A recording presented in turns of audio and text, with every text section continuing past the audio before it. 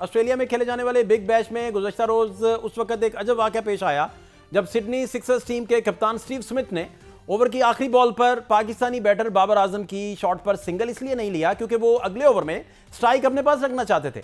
जुमे को खेले गए बीबीएल के 37वें मैच में सिडनी थंडर्स ने मुकर्ररा 20 ओवर्स में 6 विकेटों के नुकसान पर 189 रन बनाए, जिसके जवाब में सिडनी सिक्सर्स ने बैटिंग शुरू की तो खेल के 11वें ओवर की आखिरी गेंद पर बाबर ने स्ट्रोक खेला, लेकिन स्मिथ ने सिंगल लेने से इनकार कर दिया। स्मिथ की जानिब से सिंगल रन लेने की इनकार पर बाबर ने मायूसी का इजहार किया। अगले ओवर में स्मिथ ने 4 छक्के और 2 चौकों की मदद से 32 रन जोड़े, लेकिन 13वें ओवर की पहली गेंद पर बाबर आउट होकर पवेलियन लौट गए और जाते हुए काफी गुस्से में नजर आए और बाउंड्री रोप को भी उन्होंने अपना बैट दे मारा। बाबर आजम ने 39 गेंद पर 47 रन बनाए, जबकि स्मिथ ने 42 गेंदों पर सेंचुरी स्कोर की और मैच के बेहतरीन खिलाड़ी करार पाए।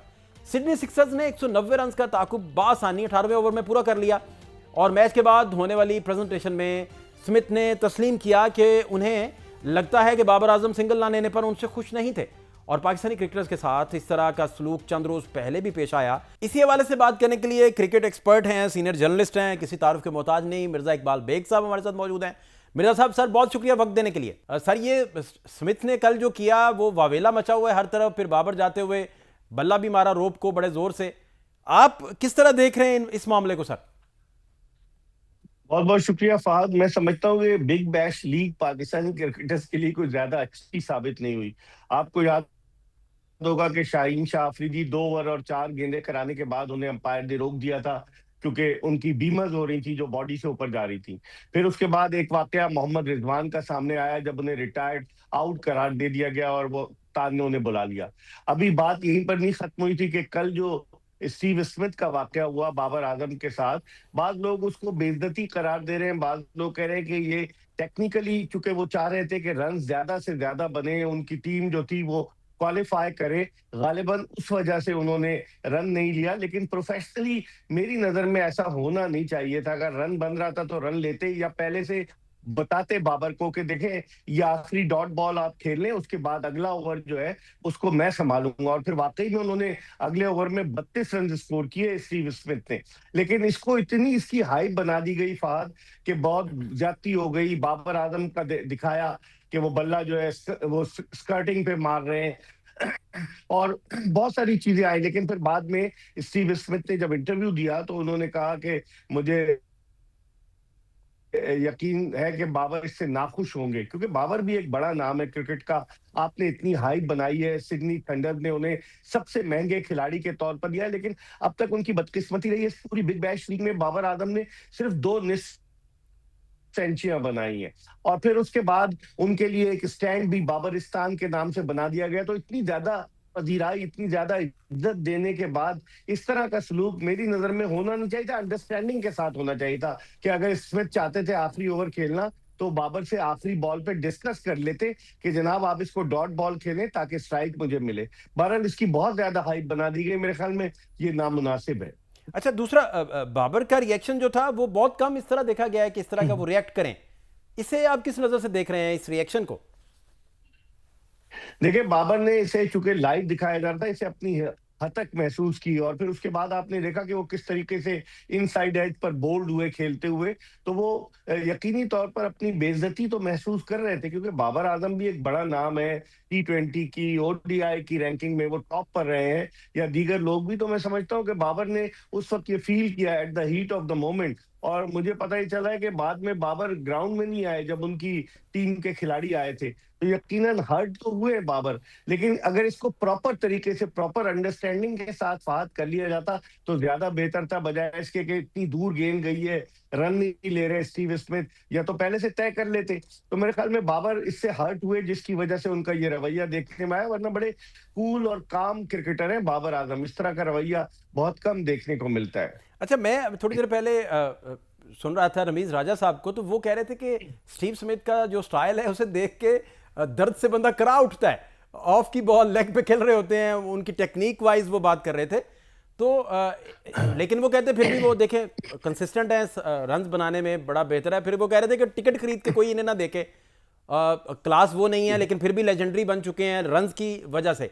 तो फिर अब आने वाले जो इवेंट है उसमें आप प्लेइंग 11 जो देखते हैं वो अभी अनाउंस तो पाकिस्तान ने नहीं की, तो क्या होगी, क्या सिलसिला होगा, फिर ये स्ट्राइक रेट कितना मैटर इसमें कर रहा है, क्या मामला हैं, आप बेहतर जानते हैं जिन बातों को।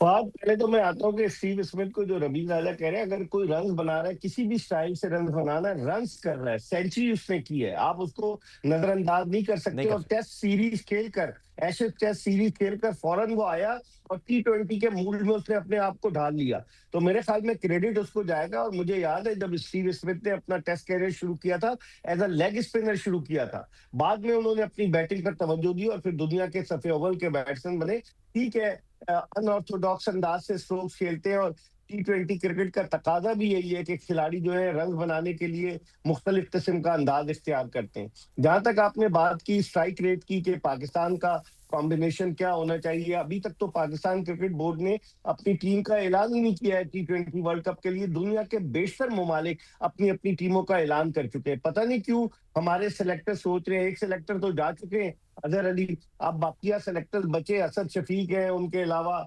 अलीम डार है और फिर आकिब जावेद करता धरता है। तो टीम सोच रहे हैं, लेकिन मुझे लग रहा है कि ये शायद तलवार बाबर आजम पर ना गिरा दे। मुझे खदशा है, हो सकता है मैं गलत हूं, क्योंकि बाबर आजम के स्ट्राइक रेट के हवाले से बहुत बातें हो रही हैं। और आपने श्रीलंका में जो T20 सीरीज हुई फाद, जी उसमें जी। आपने देखा होगा कि पहले मैच में भी और आखिरी मैच में भी वन डाउन पोजीशन पर बैटिंग करने के लिए आए कप्तान सलमान अली आगा। इससे पहले उन्होंने कभी वन डाउन पोजीशन पर बैटिंग नहीं की T20 में। तो क्या ये इस बात की जानिब इशारा तो नहीं है कि बाबर आजम शायद इंक्लूड हो या ना हो? लेकिन अगर इन्होंने बाबर आजम को ड्रॉप किया तो ये बहुत बड़ा ब्लंडर होगा, क्योंकि ऑस्ट्रेलियन विकेटों पर ठीक है उनसे रन ज्यादा तेजी से नहीं हुए, लेकिन यहाँ श्रीलंकन विकेटों पर उनकी जरूरत होगी, एक आदमी जो फंस के खेल सके। हमारी टीम तो T20 क्रिकेट में भी 20 ओवर से पहले ऑल आउट हो जाती है। तो मेरे ख्याल में अब ये सिलेक्शन का क्या करते हैं। नसीम शाह भी एक उम्मीदवार है, हारिस रऊफ भी उम्मीदवार है। अब्दुल समद को आप ले गए, उस बेचारे को खिलाया नहीं, क्रिकेट की बस के तना मुसाफिर की तरह घूम फिर कर वो वापस आ गया श्रीलंका से। ख्वाजा नाफे को आपने एक मैच खिलाया। विकेट कीपर्स के हवाले से अभी आपकी वो हिकमत अमली सामने नहीं आई है, उस्मान खान से कीपिंग कराते हैं। तो बहुत सारी चीजें आई थिंक सिलेक्शन कमेटी इस पर गौर कर रही होगी फाद। और देर आयत दुरुस्त आयत का मिसदाक, इनको चाहिए कि जल्द से जल्द अपनी टीम का ऐलान करें। बेसिकली आप फरमा रहे हैं कि जो कन्वेंशनल प्लेयर होगा श्रीलंका में, उसे एज हासिल होगा जैसे बाबर खेलते हैं। जी हाँ, क्योंकि देखें वहां स्ट्राइक रोटेट करना होगा। अब हमारे आप देखें दोनों ओपनर है, साइम अयूब हुआ, साहबजादा फरहान, वो अग्रेसिव अंदाज से खेलते हैं। फिर आपके पास जिस तरीके से चले आखिरी मैच में इनिंग्स खेल दी आगा सलमान ने, वो भी कन्वेंशनल स्टाइल से खेलते हैं। तो हमारे पास कौन है मिडिल ऑर्डर में, कौन ऐसा है? तो हमें एक ऐसा प्लेयर चाहिए होगा कि जो एक लिंक साबित हो, बकिया खिलाड़ियों को लेकर चले। ठीक है, बाबर आजम छक्के चौके कम लगाते हैं, लेकिन कम से कम वो अगर एक एंड पर खड़े होंगे, स्टेबिलिटी रहेगी पाकिस्तानी टीम में। मेरी अपनी राय ये है, अब सेलेक्टर्स क्या सोचते हैं ये उनकी सोच है। बहुत शुक्रिया।